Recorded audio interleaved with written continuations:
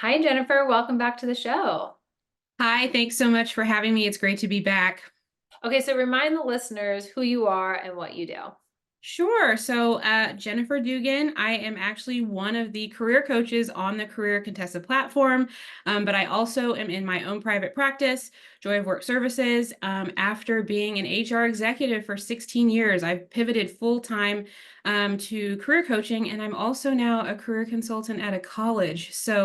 I am seeing students all the time, but I also am still working with executives and folks in management, management level and up in multiple industries. My specialty is obviously healthcare, tech startups, restaurant, retail, and hospitality. So still doing that too.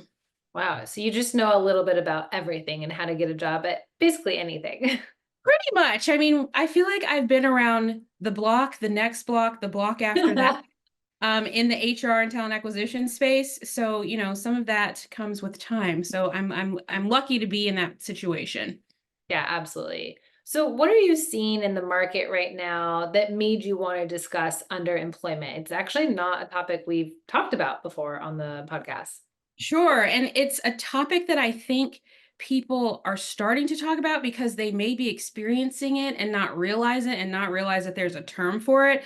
But, in the market, what am I seeing about underemployment? Capital F frustration, right? I think that a couple of things are happening in the market. So, truly, the definition of underemployment, according to the Bureau of Labor Statistics and all the federal studies, is when someone is employed in a job that requires less skills or education or less qualifications than what they actually possess. And so, right now in the United States, 6.9% of the population is technically underemployed. And then we have a 4.2% unemployment rate. So I think those are two distinct categories. But I would also say I think more people are maybe starting to feel like they are underemployed than just that 6.9%, because about 80% of the American population right now is feeling squeezed financially. And they're just trying to figure out, is that because of inflation or is it because I'm not being paid what I'm worth?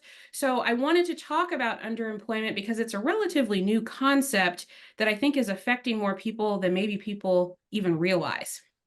I remember this being a hot topic. So I graduated college in 2009. It was a recession. And so, people who had master's degrees and PhDs were taking jobs at a grocery store, and people would be like, oh, they're underemployed because you don't need it.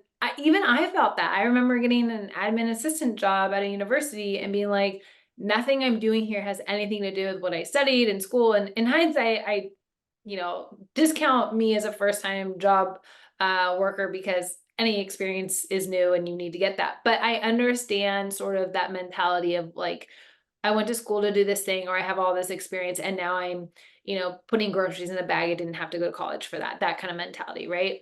Right. And I think it's obviously, I said earlier that I work with students, but obviously this is definitely affecting people coming right out of college for the first time. But the next population that this is affecting is people with master's degrees that have maybe had corporate jobs for a really long time. They've had white collar work, and they're not being able to replicate the salaries and the positions that they had previously if they were laid off, or if they were downsized, or they're trying to return back to the workforce. They're struggling to do that at the level that they maybe previously had, or to equal a job that they had prior to where they are right now. And I think that that is what is causing a lot of the frustration. Yeah, and the friends I have who are in this situation, who have maybe been laid off from these amazing jobs where they're well paid, they're really struggling to then replace that with another amazing job that pays well.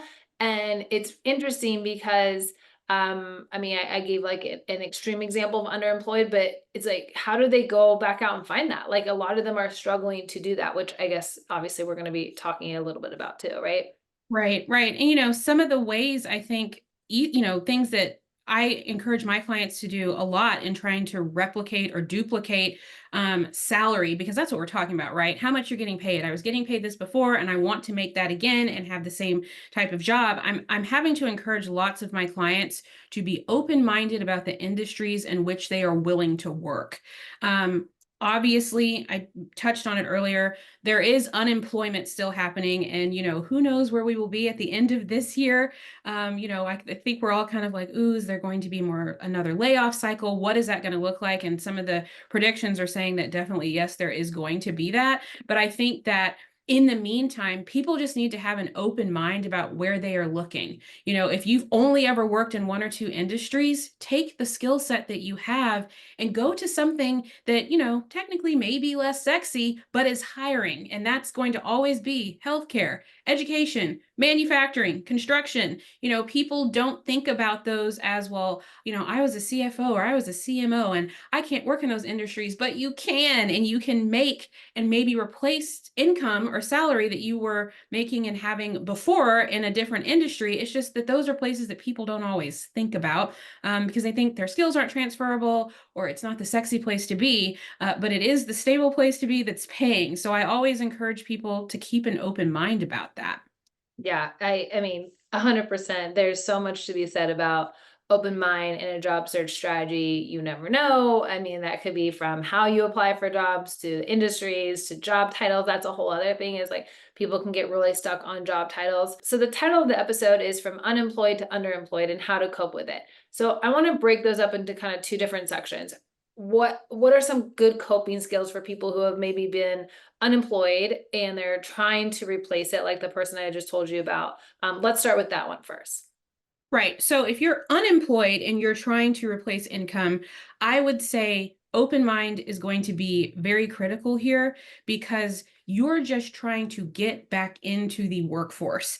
And it may not be, and I'm going to use director because that's general. It may not be that you're coming from a director job, going to a director job. It may be that your entry point is a manager position or a senior manager, or maybe it's an individual contributor role. There are roles out there that fit those in those categories that pay very well. So keeping an open mind, and then obviously we talked about this job search strategy. Networking is going to be key.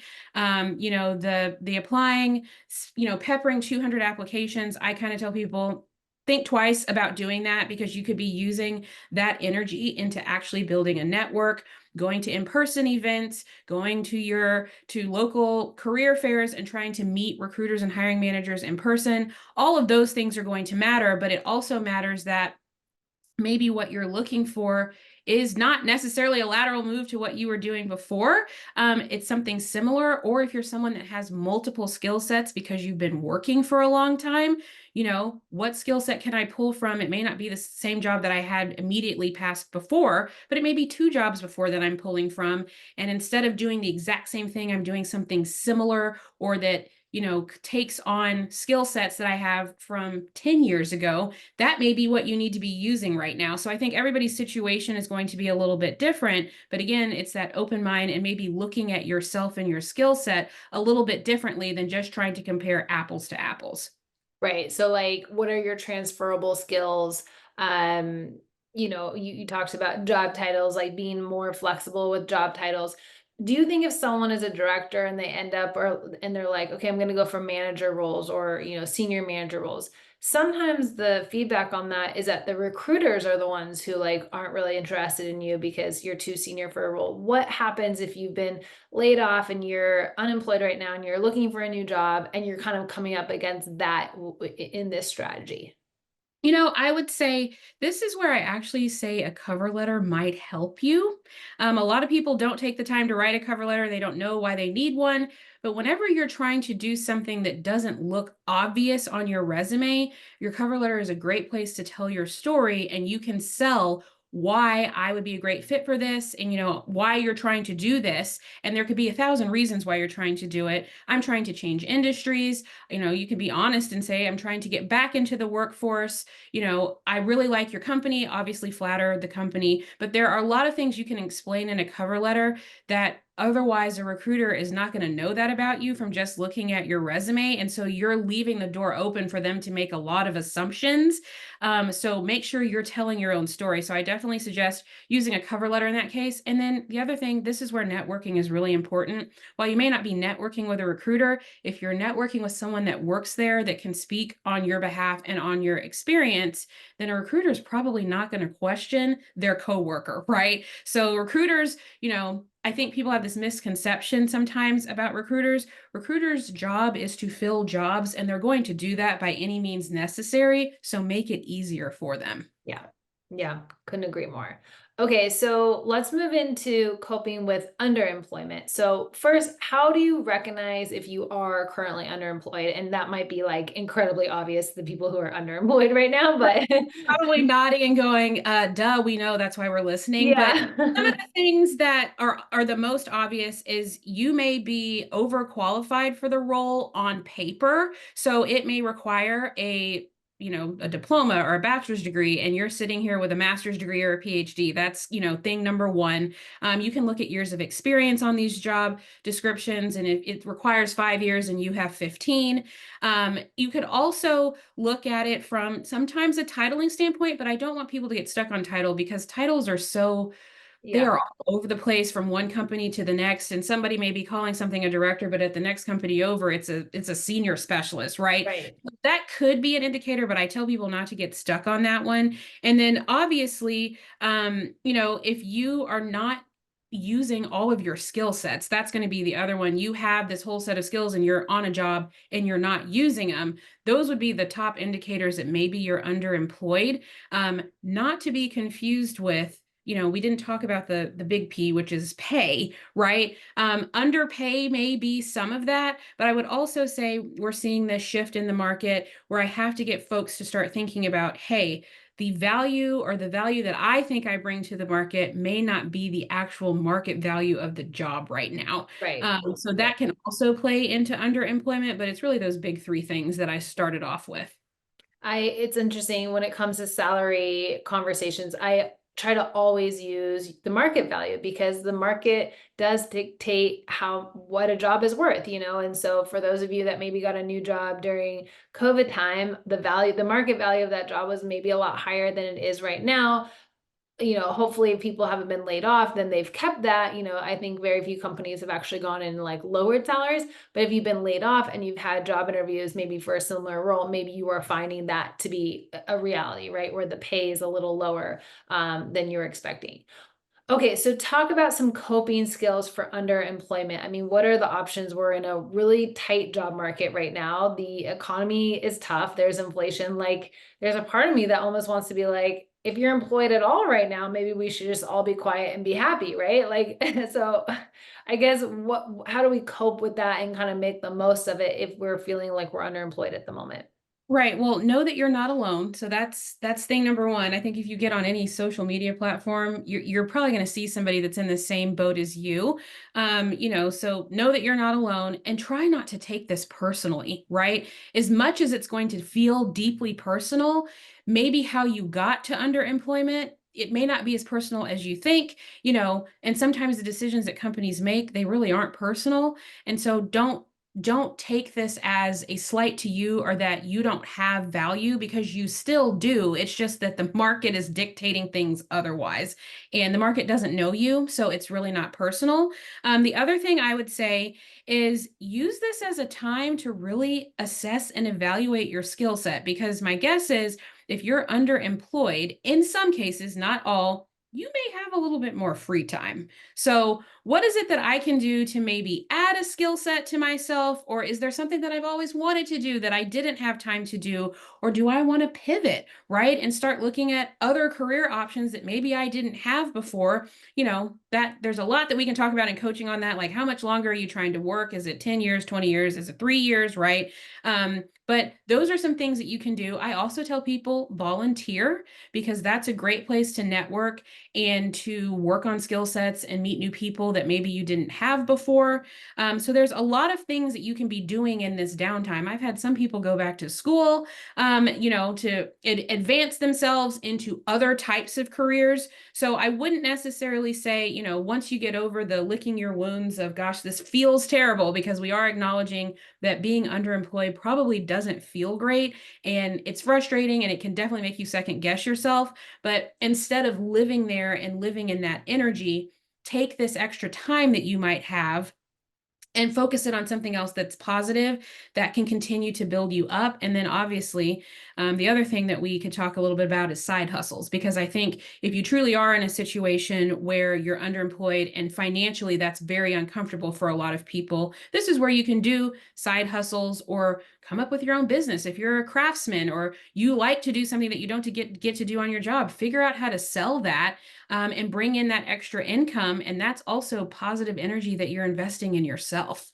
Mhm. Yeah, and I also want to be careful for people not to feel like with underemployment, it's going to stay like that forever. Like I think sometimes I use the term like bridge jobs. Like there are jobs that are a bridge from where you are right now to where you want to go. So if you are feeling underemployed right now, there's no reason why you have to stay there. And you could be investing in like building your personal brand on LinkedIn and your network. And to your point, okay, what are the skills gaps that I have right now between what I'm doing, which is maybe I'm not doing a whole lot in my job right now that would be relevant to the next thing. But I love your point about like side hustles, volunteering. Now there's all these terms too. Like you can do your own like consulting work, you can do fractional work, you could see if you could support someone who's doing something that you think you want to do. For me, it was informational interviews. When I was in sort of the quote dead end job, to get to the next job, once I figured out, okay, I want to be a recruiter,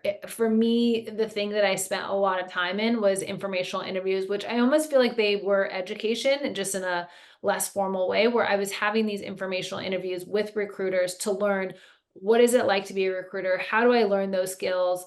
Or even like, what's the language as an admin assistant? How do I make that a transferable skill? So, just to add some other ideas out there, there's also a ton of like free courses online that people can take.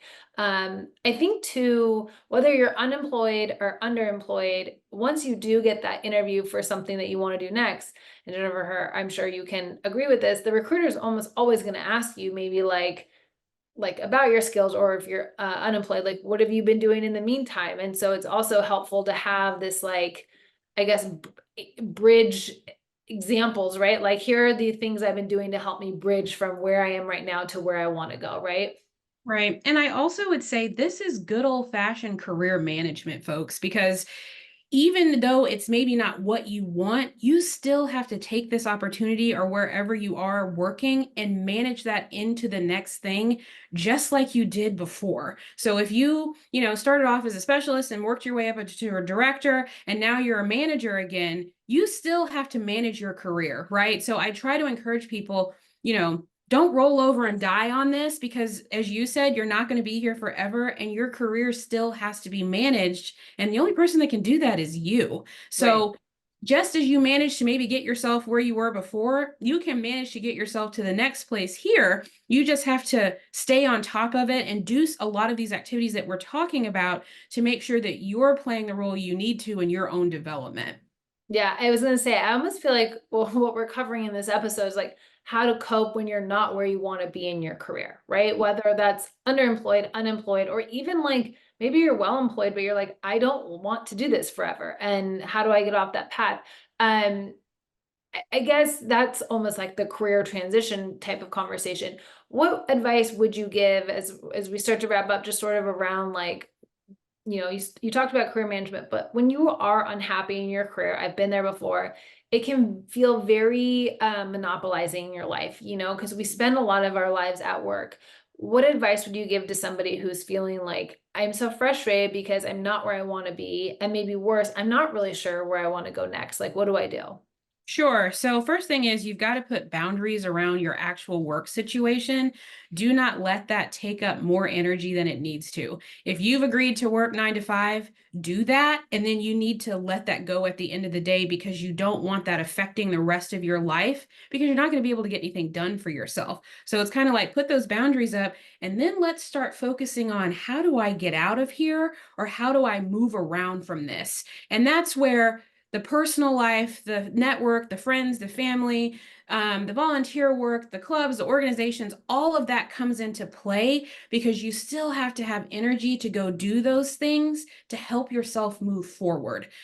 So I say boundaries for sure, and then start coming up with a plan. Obviously, if this is something that you need thought partnership on, We know several coaches that could help you do Yeah, that, career right? Contessa has a coaching service. Right. And there's assessments that we can run about your interests and those sorts of things. If you're truly just like, gosh, I have no idea what I want to do next, get a thought partner. You could talk to friends and family about this, but coaches, obviously, this is where we live and this is what we love to do.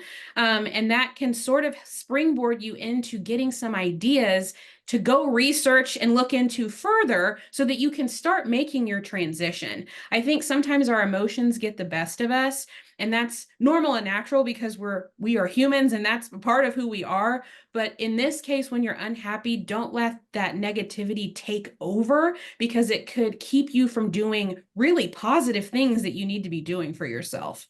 Yeah, absolutely. I mean, everyone hears this on this podcast all the time, so they're going to be so annoyed, but like being in the driver's seat of your career. So to your point, you take the back seat where you're like, I'm unhappy, but whatever it is, what it is, you're going to probably remain unhappy in your career.